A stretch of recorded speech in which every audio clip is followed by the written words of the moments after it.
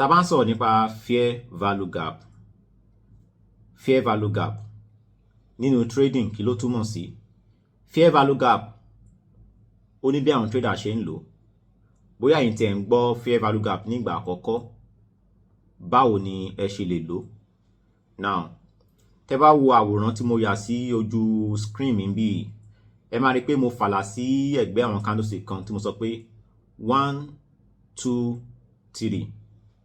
Now, ní àárín candlestick mẹ́ta yìí ni fair value gap wà. Fair value gap ó ń sọ fún wa agbára tí àwọn èèyàn gbé wọnú ọjà. Bẹ́ẹ̀ ni, tá bá tún wo candlestick tó wà ní apá òsì níbí 1, 2, 3 náà, fair value gap náà wà ń bẹ̀ bọ̀ kò fi bẹ́ẹ̀ pọ̀ dáadáa. Màá máa ṣàlàyé fún yín àwọn kan tí fair value gap tó túmọ̀ sí àti bí ẹ ṣe lè wá jáde ní orí ṣáàtì yín, bóyá ń ṣe forex ní crypto ní stocks ní tàbí commodity tàbí index market. Ẹ̀yin náà lè lo fair value gap. Ó yá, ẹ jẹ́ ká wò.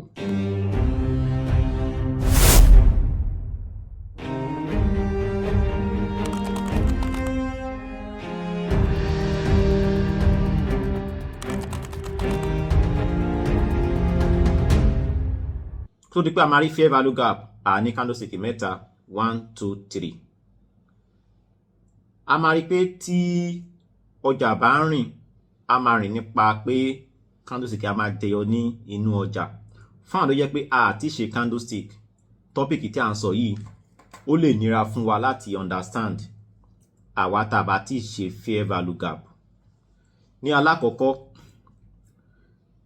a ní láti mọ̀ nǹkan tá ń pè ní upper shadow, lower shadow, body, close àti open candlestick.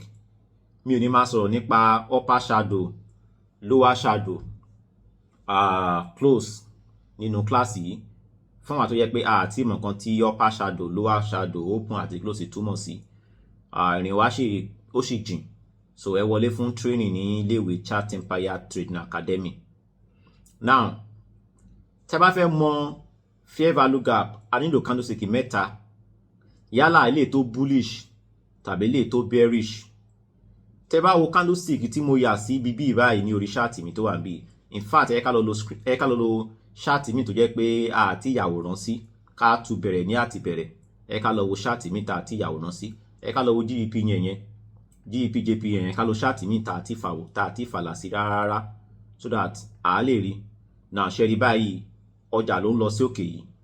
Now, ẹ máa wo candlestick tó wà níbí. Candlestick tó wà níbí ni eléyìí tí a ń pè ní 1, òun ló kọ́ bẹ̀rẹ̀. A tún ní candlestick tó wà níbí tí a ń pè ní 2. Ṣe rí 2 ní. Òun ni ẹlẹ́kejì. Ẹ kí n kọ́ dáadáa. Eléyìí ni candlestick ẹlẹ́kejì. Ṣe rí. Ṣé wá rí ilé tó wà níbí, òun ni candlestick ẹlẹ́kẹta. Ṣe rí. Now, tá bá fẹ́ wá fair value gap, a máa ṣàkíyèsí pé candlestick alákọ̀ọ́kọ́ tí ó bá ní ìrù ní orí, kò sí kan tó bá níbẹ̀, but ìrù ẹ̀ ò gbúdọ̀ wọ gbogbo ara candlestick ẹlẹ́kejì yẹn tán. Now, tẹ́ bá wo candlestick ẹlẹ́kejì yẹn, ẹ máa rí pé candlestick ìhò orí candlestick alákọ̀ọ́kọ́ ó ra wọ ara candlestick ẹlẹ́kejì díẹ̀. Ṣé rí, ó ra wọ ara ẹ̀ díẹ̀. Candlestick alákọ̀ọ́kọ́ ní, candlestick ẹlẹ́kejì ní, ẹ rí pé ìrù orí candlestick alákọ̀ọ́kọ́ ó ra wọ ara candlestick ẹlẹ́kejì díẹ̀ bọ̀ kò wọnú ẹ̀ tán. Now, ẹ máa wo candlestick ẹlẹ́kẹta ń bí. Candlestick ẹlẹ́kẹta yìí, ẹ máa rí pé òun náà ní ìrù díẹ̀ náà ní abẹ́ náà. Ẹ ká fàlà sí abẹ́ ìrù yẹn. Tá bá fa ìlà sí abẹ́ ìrù yẹn, candlestick ẹlẹ́kẹta òun ní. Ẹ máa rí pé òun náà, ṣe rí pé ìrù ẹ̀ náà kò wọ ara candlestick ẹlẹ́kejì tán. Ẹ ká zoom dáadáa. Ṣe rí. Now, ẹ wá ṣàkíyèsí pé a ní àlàfo kan ní àárín. Àlàfo tí a ní ní àárín yìí, ní àárín yẹn ni fair value gap wà. Now, nírú candlestick ìbélé tó yẹ pé green ni tàbí táwọn èèyàn buy, àwa sọ pé bullish fair value gap. Yẹn túmọ̀ sí pé àlàfo tí ó wà ní àárín candlestick alákọ̀ọ́kọ́ àti candlestick ẹlẹ́kẹta, àlàfo tó wà ní ara candlestick ẹlẹ́kejì, òun ni à ń pè ní fair value gap. Náà ẹ ká wo candlestick pupa tó wà ní apá òsì níbí. Tá bá wo candlestick alákọ̀ọ́kọ́ tó wà níbẹ̀, ẹ ká wò. A máa rí pé candlestick tó wà níbí ẹ ká pè ní number one, òun ni number one òun ni aláwọ̀kọ́ torí pé market yóò ṣe kí ni ó ń sell bọ̀ ní ìsàlẹ̀. Now òun ni number one, market ń bọ̀ ní ìsàlẹ̀. Tẹ́ bá wo eléyìí tó wà níbí, òun ni number two, òun ni number two, ṣé rí. Tá bá wo eléyìí tó wà níbí, òun ni number three, ṣé rí bẹ́ẹ̀ yẹn, òun ni number three.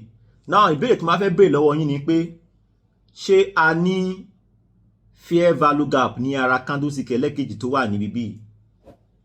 Ẹ bá mi comment sílẹ̀. Tẹ́ bá wò dáadáa, tẹ́yin bá rí fair value gap, tẹ́ bá rí àlàfo ní àárín candlestick alákọ̀ọ́kọ́ àti ẹlẹ́kẹta, ẹ comment sílẹ̀ pé èmi máa rí àlàfo tàbí èmi máa rí fair value gap. Ẹ kọ sílẹ̀ tẹ́ bá rí fair value gap, ẹ comment sílẹ̀ tẹ́ bá rí fair value gap. Tẹ́ bá rí fair value gap, ẹ comment pé ẹ rí fair value gap. Now tẹ́ bá wo candlestick tó wà ní àárín tó jẹ́ ẹlẹ́kejì yìí, náà ẹ ká wo ibi tí ìrù candlestick alákọ̀ọ́kọ́ tó wà ńbẹ̀, ẹ ká wo ibi tí ìrù ẹ̀ gùn dé. Tá bá wo ìrù ẹ̀ dáadáa, máa rí pé ìrù ẹ̀, ẹ máa rí pé ìrù ẹ̀ gùn dé bíbí, ṣé rí. Ẹ ká fà sápá ọ̀tún, ẹ rí pé ibi tí ìrù yẹn dé, ṣé rí ibi tí ìrù yẹn dé bẹ́ẹ̀ yẹn, ibi tí ìrù yẹn dé nìyẹn.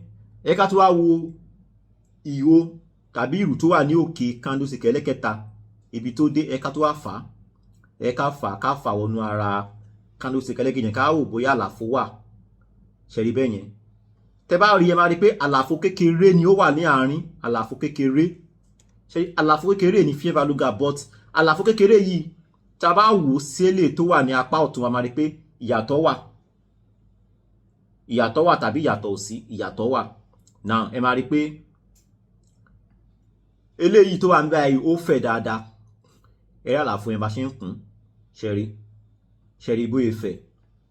Now ṣé wá rí àlàfo tó wà ní àárín ilé, rí pé kò fẹ̀ dáadáa. Fair value gap náà ni, but fair value gap yẹn ò fẹ̀ dáadáa. Bearish fair value gap ni a máa pè, but àlàfo yẹn ò fẹ̀ dáadáa. Fair value gap ni, ṣùgbọ́n tí ò bá ti fẹ̀ dáadáa, yẹn sọ fún wa pé agbára ẹ̀ ò ní pọ̀ dáadáa, tàbí orí ọ̀fẹ́ pé ó máa dúró gẹ́gẹ́ bí fair value gap ó kéré. But tá bá ti rí àlàfo tó fẹ̀ dáadáa, then fair value gap yẹn sọ fún wa pé agbára ẹ̀ ó pọ̀ dáadáa. So nǹkan tá ń pè ní fair value gap nìyẹn o. Ẹ̀yin tẹ́ mọ̀ fair value gap, nígbà pé ti mọ̀ fair value gap báyìí, tẹ́ bá ti mọ̀ náà, ẹ wọlé fún ètò ẹ̀kọ́ níléèwé ChartsEmpire Trading Academy. Kẹ́ wá kọ́, kẹ́ wá gba ìmọ̀ sí bẹ́ẹ̀ ṣe máa ṣe trading ní ọjà forex, crypto, stocks, commodity àti index market. So mo ti ṣàlàyé fún yín nǹkan tí fair value gap tó túmọ̀ sí báyìí. So ẹ̀yin tẹ́ bá tún wá tí mọ̀ fair value gap, ẹ ká tún wo àpẹẹrẹ mi níbí. Náà ẹ ká wo eléyìí tó wà níbí, ẹ ká wo candlestick alákọ̀ọ́kọ́ tó wà níbí. Ẹ máa wo candlestick tó wà níbí, òun ni number one ní cherry, òun ní red, bearish sell. Candlestick ẹlẹ́kejì, òun ní candlestick ẹlẹ́kẹta, cherry, òun ní. Now ẹ ká wo àlàfo tó wà láàrin candlestick alákọ̀ọ́kọ́ àti ẹlẹ́kejì. Tẹ́ bá wo candlestick alákọ̀ọ́kọ́, ṣé rí ibi tí ó tó dúró sí, tó close sí, ṣé rí. Ẹ ká wo ìrù candlestick orí ẹlẹ́kẹta, bíbí ló wà, ṣé rí, ibi ló stop sí. Ẹ ká fà wọnú ara ẹlẹ́kejì. Now ẹ máa rí pé àlàfo wà ní àárín dáadáa, ṣé rí àlàfo yẹn, àlàfo wọ̀nyí ni à ń pè ní fair value gap. Ṣó ti yé wa? So bí ó ṣe wà nìyẹn o. Fair value gap ní àlàfo tó wà ní ara candlestick ẹlẹ́kejì tó kó rajà jọ papọ̀ fún candlestick mẹ́ta. Alákọ̀ọ́kọ́ ní 1, ẹlẹ́kejì ní 2, ẹlẹ́kẹta ní 3. Eléyìí tó wà ní àárín tí àlàfo wà ń bẹ̀ ní fair value gap. Tá bá tún wá bẹ̀rẹ̀ ní àti ibi candlestick tó wà ní ìsàlẹ̀ bí tá bá wo eléyìí náà, ta ní eléyìí ni o, eléyìí ni candlestick ẹlẹ́kẹta tó gbẹ̀yìn, eléyìí ni ẹlẹ́kejì. Ìrù tó wà lórí alákọ̀ọ́kọ́ tó wà ń bí, tá bá wò náà, tá bá tún fà náà, ẹ máa rí pé fair value gap náà ṣe kí ni, ó wà ń bí náà. So ó ní bá ṣe máa ń trade fair value gap o. Màá máa tẹ̀síwájú nínú àwọn fídíò wa tí ó ń bọ̀ ní ọ̀nà. Tẹ́ bá nífẹ̀ẹ́ sí fídíò yìí, so ẹ like, ẹ share, ẹ tẹ̀lé wa, subscribe sí YouTube channel wa, ẹ tẹ̀lé wa lórí Facebook, ẹ tẹ̀lé wa.